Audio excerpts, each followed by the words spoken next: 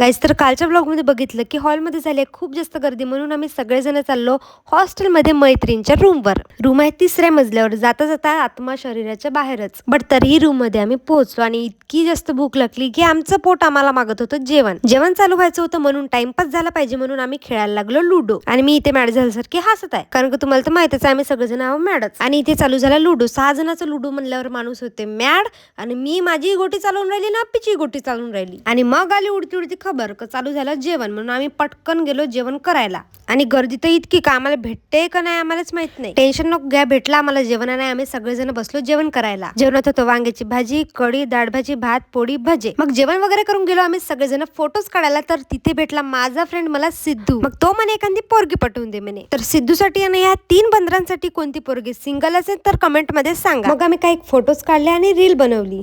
त्यानंतर दिसली आम्हाला ही छोटीशी वीरा.